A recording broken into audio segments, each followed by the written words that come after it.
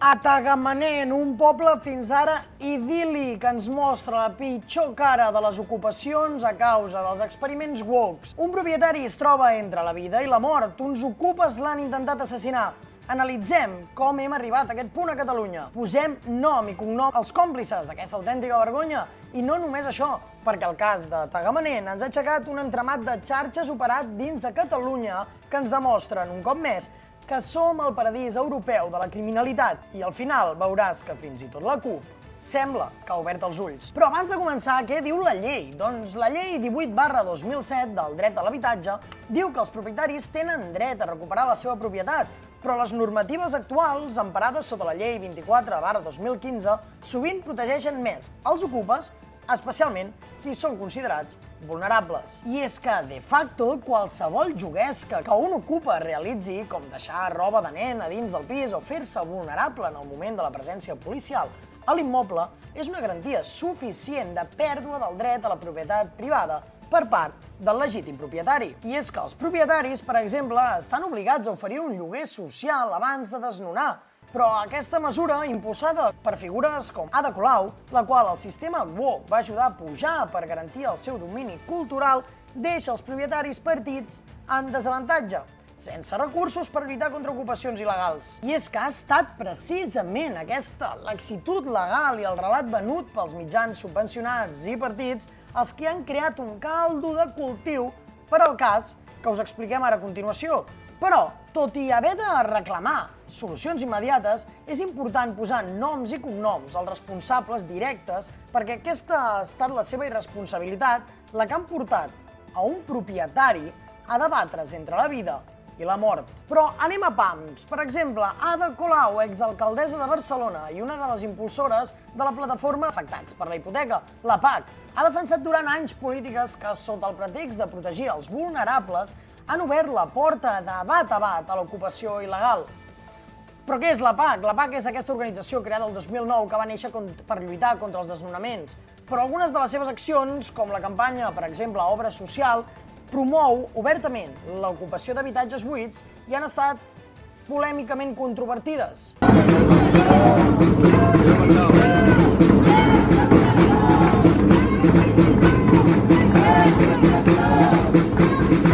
De fet, el 2022, un jutjat de Barcelona va investigar Ada Colau per si havia destinat subvencions públiques a entitats com la PAC per fomentar l'ocupació.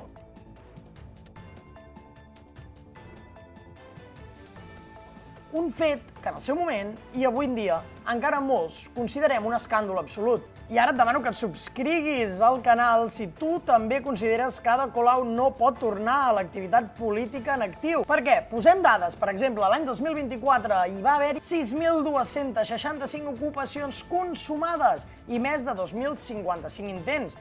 Tot això denunciat, que després, segons Mossos d'Esquadra, n'hi ha moltíssimes que no es denuncien. Però, evidentment, totes aquestes dades i la situació de les ocupacions a Catalunya silenciat absolutament per l'establishment mediàtic ultrasubvencionat. De fet, només cal veure les alertes de desnonaments que a dia d'avui continua realitzant la PAC per veure clar qui són els beneficiats de la protecció a l'ocupa. Hem vingut a Sant Vicenç de Castellet per fer unes brigades llogateres. Estem fent una campanya contra els abusos dels rendistes contra les persones llogateres. Sovint és gent que vol pagar el seu lloguer, però que la immobiliària els vol rescindir el lloguer i els demana un lloguer molt alt. Cualquier situación que tengan las personas que las quieren sacar, que están luchando por tener su hogar, pueden contar con nosotros. De lluitar per casa nostra, perquè amb el tema dels lloguers i les pujades la situació està sent molt complicada. Però és que si tot quedés aquí encara rai, perquè no és només això. Moviments com Arran, les joventuts de la CUP, han publicat manuals d'ocupació literalment que expliquen pas a pas com entrar en immobles i resistir a desnonaments. Aquests manuals estan disponibles obertament i són una provocació directa als propietaris que, com l'home de Tagamanent, només volien defensar el que és seu. Però què fan les lleis? Doncs, evidentment, les lleis actuals deixen el petit propietari completament desprotegit i sense eines per recuperar el que és seu. És això realment just? Però anem als fets que han passat a Tagamanent. Vora a les 10 de la nit, el dia de Sant Joan, un veí conegut d'Aigua Freda es va presentar al carrer Molí de l'Avencó, número 17, on té una casa. Acompanyat d'una altra persona, amic del propietari, van reclamar als ocupes que, segons les primeres informacions, no pagaven el lloguer o podrien haver entrat il·legalment, que marxessin de la seva propietat. La discussió es va escalfar moltíssim i un dels ocupes va agafar una escopeta de caça i el va disparar. Amb una escopeta el va disparar l'ocupa, el propietari. Evidentment, els veïns, en escoltar els trets, van avisar els serveis d'emergència i els Mossos van detenir a 2 implicats.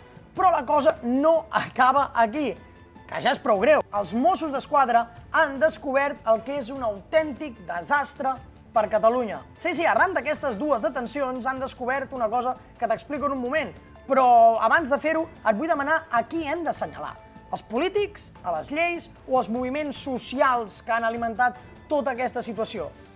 Deixo els comentaris. Com sempre, et llegim i obrim debat. Però també volem deixar molt clar que el que t'explicaré ara no és res més que el resultat d'anys de polítiques permissives i d'una cultura que, en lloc de protegir el dret a la propietat, sembla donar carta blanca als ocupes i als criminals, fins a un punt de provocar que un legítim propietari estigui entre la vida i la mort. I és que, segons fonts properes a la investigació, hi ha indicis molt clars que els ocupes de Tagamanent podrien estar vinculats a una xarxa organitzada que opera a Catalunya, aprofitant la laxitud de les lleis per lucrar-se amb l'ocupació il·legal. Exactament, xarxes organitzades que es dediquen única i explícitament a robar propietaris amb el beneplàcit d'administracions i governs woks. Si no en teníem prou en ser el principal cultivador l'hort de la marihuana europeu, ara també som líders en xarxes d'ocupacions fraudulentes. I a tot això ens n'anem cap a Girona, perquè a l'Ajuntament de la capital del Gironès, on governa la CUP, es posen les mans al cap en veure el problema real de la situació. Bé, i això és un marca una llei. Crec que en Jordi també hi feia referència. Hi ha una llei que diu, i això passa molt, diguéssim, a Girona la policia municipal ho ha fet moltes vegades, que és que si hi ha una ocupació que se'n diu en calent, en les primeres 24-48 hores, doncs la policia desallotja les persones que estan, diguéssim, entrant en un domicili sense tenir-hi permís i ocupant-lo.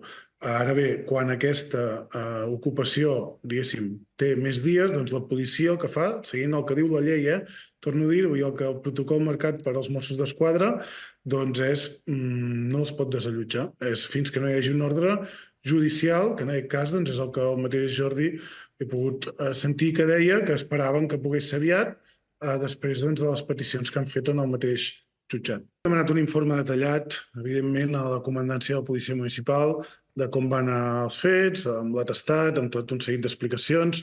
A nosaltres el que se'ns ha traslladat des del cos de la Policia Municipal és que no era únicament el vídeo. Evidentment, a tothom li ha sobtat molt que si fos únicament un vídeo que es fes servir com a prova, sinó que els policies en aquell moment van utilitzar altres indicis per entendre, per interpretar que aquella ocupació portava més dies i que, per tant, no se'ls podia fer fora.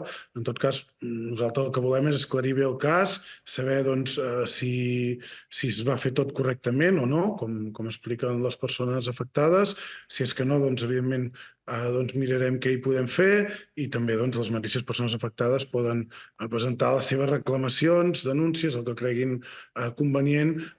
Perquè, malgrat que vulguin veure el contrari quan són fora de quotes de poder, això no es tracta d'un problema de vulnerabilitat, sinó d'un negoci molt ben muntat que deixa els propietaris completament indefensos. I el cas claríssim, a Girona, una família va descobrir que casa seva, tancada i pendent de llicència d'obres municipal, havia estat ocupada.